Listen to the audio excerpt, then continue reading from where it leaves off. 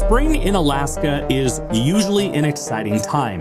The days stretch longer, the snow starts to melt, and you can feel summer coming alive in the air. But this year has been totally different. Well, many are frustrated by the lack of snow. Sea temperatures across the state fairly warm. Winter never really showed up. We never got any skiing or fat tire biking. It was just endless gray and a whole lot of cabin fever. It really felt like Mother Nature was just testing us. We've never had a winter like this ever before. And we are continuing to follow the activity of Mount Spurr. When Spurr last erupted in 1992, the airport was forced to temporarily shut down. And now, just when things should be warming up, we're staring down a volcanic eruption that could put a damper on the best season that we've got. Summer.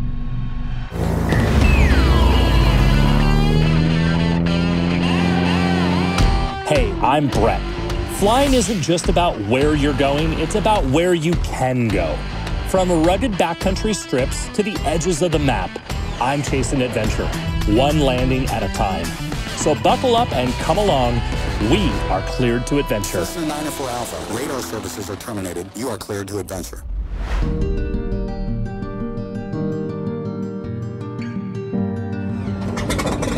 Today, my buddy Andrew and I are taking the family wagon down the west side of Cook Inlet to meet up with some of our friends for an afternoon of clamming. Or at least, that's the plan that I've told Andrew. Thank you, Tower Skyway 2913 Charlie. We're holding short, runway 14. We'd like to go back to the North Shore. Skyway 2913 Charlie, Lake Cook Tower, fly the East Redoubt bound, runway 14, clear for takeoff.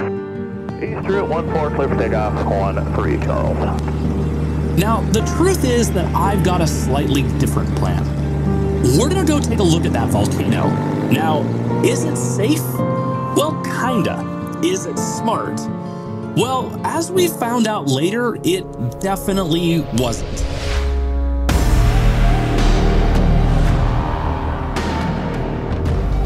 Hey, Everett's is still flying the DC-6s every day. Are they really? That's amazing. So John, who we were going to meet up today, he's the guy that took a DC-6 and turned it into a house. Oh, wow. Oh, I've seen that online. Yes, you have. Oh, cool. Okay, so I guess I do know who he is. I was literally at his house yesterday. Out in the valley or something, right? Yeah, he's out off of Big Lake BOR. Kilo 41, contact departure today. The other day, I was out at Fly 8 Mike Alpha headquarters when John mentioned that they would be headed down to Polly Creek to do some clamming. So I'm going to probably keep the fire to the coals on this one because we're going to try to catch up with him. Well, I've never been clamming before, and since neither Aurora nor myself are really big fans of eating clams, it was really just an excuse to go fly somewhere new. I mean, who wouldn't want to go land on an alluvial fan in the middle of Cook Inlet right between two active volcanoes? I'd probably go that way. There's a helicopter over there. I got him inside. Engineer 15 acres tower, runway 25 right. Give me a 22.9 in the backup. Sure. Thanks. I keep forgetting you do this stuff for a living. Yeah, I'm good at tuning radios. Right? To the river we go. Leave our worries on the shore and drift away. On the river we know. Sometimes the perfect words are never said. This was going to be the longest flight that I'd taken the aircraft on since I had bought it. Polly Creek is about an hour south if you're in go fast mode, and to get there, we'd cross Cook Inlet and then follow the west shoreline down past Beluga, Tyonek, and Trading Bay. That route runs us right between Mount Spurr and Mount Redoubt before dropping us into Tuxedo Bay right at the mouth of Polly Creek. To the river we go. Leave our worries on the shore and drift away. On the river we know. Sometimes the perfect words are left unsaid. Yeah, we're moving quickly down this. Once I get to altitude here, we're gonna be screaming. With the water and the waves. Isn't that spur like right there? That's it. Yeah. This part of Alaska is new to me, but not to Andrew. He's flown this stretch more times than he can probably count. These days, he's flying Boeing 737s for Alaska Airlines. But his roots go back to when he was a student pilot at the University of Alaska. All of Andrew's flying has been done up here. He's flown everything from a Diamond Katana to a Caravan into a Saab 2000 before jumping into an Airbus and now into the 737. He moved up here from the Bay Area for the flying, and even though he'll deny it, he's probably done more bush flying than most of the guys that he works with at the airline today. Andrew and his wife Christina were two of my very first friends when I moved to Anchorage in 2008. They've been a part of my Alaska story since the very beginning, and they're still a huge part of it today. On my last trip down to California with the Hawk Wagon, I overheard somebody say something that really hit home. The family you create is more important than the family that you come from. And that really stuck with me because Andrew and Christina are really part of my family. When Aurora and I got married, we had an incredibly small wedding. I mean, we didn't even have our own families there. But do you know who was there? Andrew, Christina, and their two boys.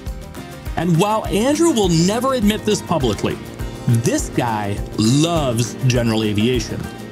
But he just needs to buy a plane of his own so he can stop trying to use all of mine for his hunting trips. So this is all natural gas? Yeah, these are all natural gas. I had no idea. Yeah. And the problem is we're running out. I mean, we're not like running out, but there's not enough like financial incentive to go drill another hole in the ground, because each one of these platforms is like, you know, $100 million investment. Right. And the problem is the only customer is right here. So at the rate that the formation is going and the production of these wells, they've been talking about it for years. But like in like 5 years, they're saying we're gonna have to start bringing in ships of natural gas, liquefied natural gas, and we're going to be exposed to the global market for natural gas, which is really expensive.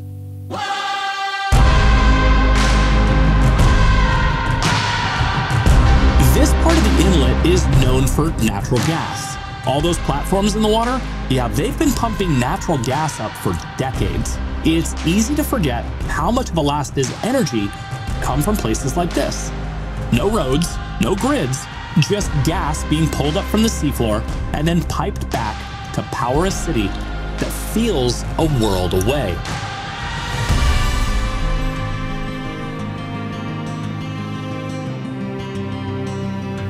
The shoreline here has its own rhythm. Tides swing 20 feet or more, carving out huge stretches of mudflats.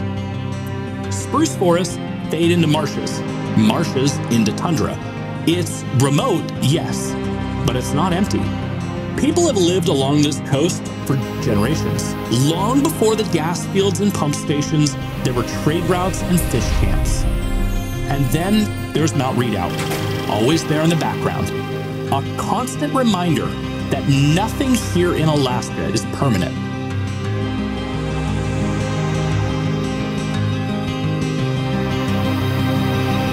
An Alaskan volcano erupted 5 times overnight, sending smoke plumes 50,000 feet into the air. When Redoubt erupted in 2009, I was working air traffic at Anchorage. They shut down Ted Stevens International Airport for over 20 hours. No departures, no arrivals, just a wall of ash overhead and dead still radar screens. It was quiet in a way that's really hard to explain. In Alaska, volcanoes are not distant threats. They're part of the landscape, and sometimes that landscape wakes up. Right below Mount Redoubt is the Drift River Oil Terminal. When the 2009 eruption hit, it sent a wall of meltwater and volcanic mud, a lahar, running straight toward the terminal.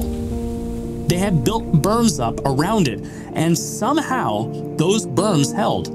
But the scars are still there. You can still see the channels where the water cut across the flats. And out here, nature, it doesn't ask for permission.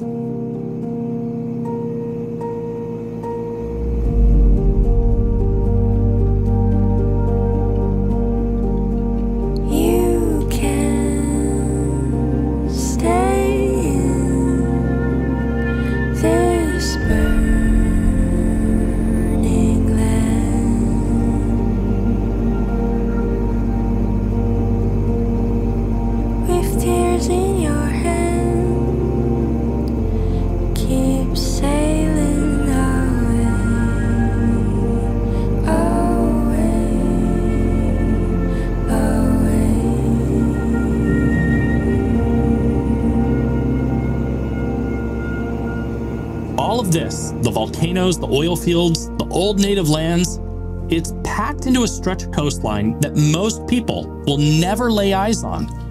But from up here, it unfolds like a living map. Alaska doesn't always make sense on paper, but from the air, it all clicks into place.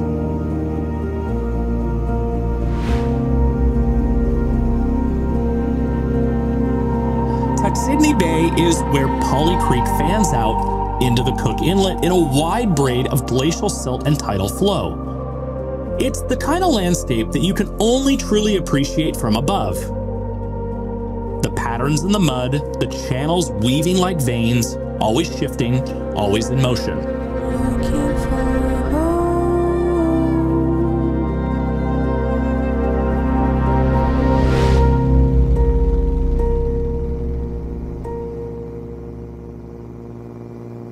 We'd be landing here later, but first we wanted to go check out Chiswick Island. Now, if you need proof that this part of Alaska is still being shaped by deep, raw forces, look at Chiswick. Its sharp wedge shape wasn't formed by wind or waves. The island was thrust from the sea, tilting sideways by tectonic pressure. It's like the Earth had folded in on itself and then stopped mid-motion, a snapshot of the geological chaos that took place. For generations, these shores were a seasonal gathering place. Alaska natives came here to fish, hunt, and dig clams. When European settlers showed up in the late 1800s, they brought with them an industry that would change the island. On the southern end of Chiswick sits what's left of the Snug Harbor Cannery. Built in the early 20th century, it became a seasonal village, full of fishermen, cannery workers, and long summer days of non-stop work. The operation shut down in the mid-1900s, but the buildings are still there. Weathered, beaten, but still standing. A ghost from a time when this remote edge of Alaska fed the world. We circled around the island once, and then we turned back toward Polly Creek. Letting you in. Take a look at you and start to lose my balance. What am I falling into? This feels like something new. I've seen a lot of views, but they were nothing like this. The way you do what you do, I think you're something brand new. I take a look at you and start to lose my balance. What am I falling into? This feels like something new. I've seen a lot of views, but they were nothing like this. The way you do what you do, I think you're something brand new. Alrighty, on the ground here at Polly Creek, we're gonna see what this clamming thing is all about. Unfortunately, Andrew, do you like clams? Never had them. I've never had them either, not razor clams, and I know Aurora doesn't like clams, so I'm not actually clamming today, and I don't think he is either. So we're gonna go see what these guys are doing with their clams. Let me show you who all's here. We got John from Fly 8 Mike Alpha out here. I think Ishmael's out here. We got a few other people out here, but this is kind of where we're at right now. Kind of out here in the middle of, well, kind of the middle of nowhere.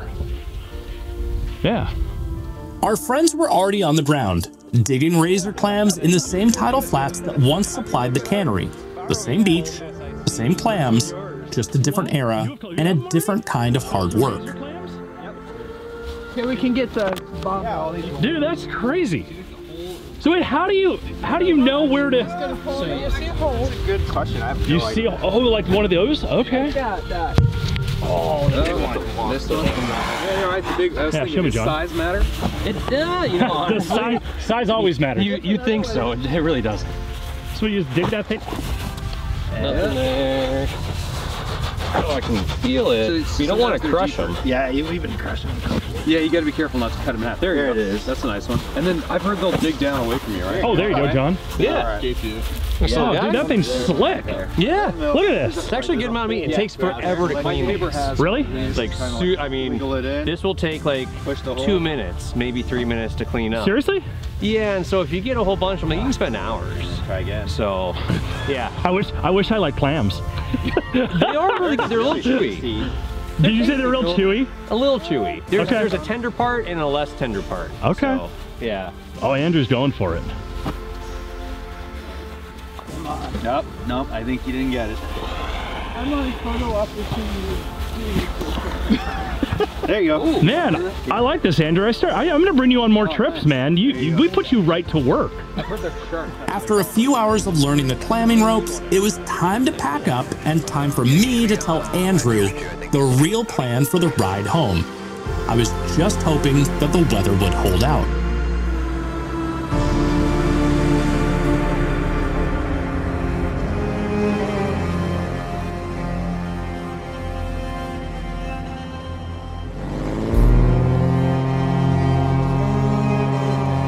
After departing Polly Creek, I set a course for Summit Crater, and I pushed the Family Wagon into a performance climb. It was a long haul up, and it didn't appear that the clouds seemed to care about our curiosity. As we got closer, it became pretty evident that we were not going to make it above the layer, and we had to get back to Anchorage. So that is that knife edge. And then it should open up into that, and then we'll have Spurr around the side. But there's some peaks hidden up way in there too. Yeah, I don't think we're gonna be able to see what we're trying to see. But later, we realized that we had made that turn right next to Crater Peak. I think isn't that the caldera right there?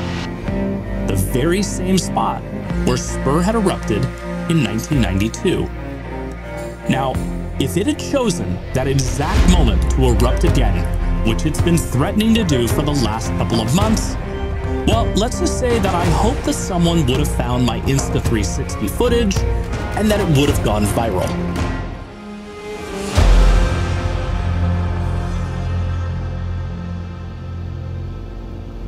Well, this is one of those moments you don't really want it to go. Yeah. Oh no, it'd be fine. It'd be cool. The rest of the flight was relatively uneventful. We flew past Mount Susitna and then dove down into the canyons on the front side. Eventually, we made our way back to Birchwood and then back to our families. That was so much fun down there. Dude, that was well worth the trip today. Days like this remind me of what Alaska really is. It's not just Anchorage. It's not flight plans and forecasts. It's what you find when you leave all of that behind. It's time with friends, learning something new, and getting to fly an incredible aircraft through country that most people will only see in photos and video. Hello, brother. How have you been? How's the wife? How's the kid? 'Cause it's a long and winding road. 713 Charlie final, 20 left, Birchwood. Growing up and getting old. If this kind of adventure speaks to you, aviation might be calling your name. And just remember that you're not too old and it's not too late. Come join us in the air and see where flying can take you. Thanks for joining me on yet another adventure. I'll see you next week.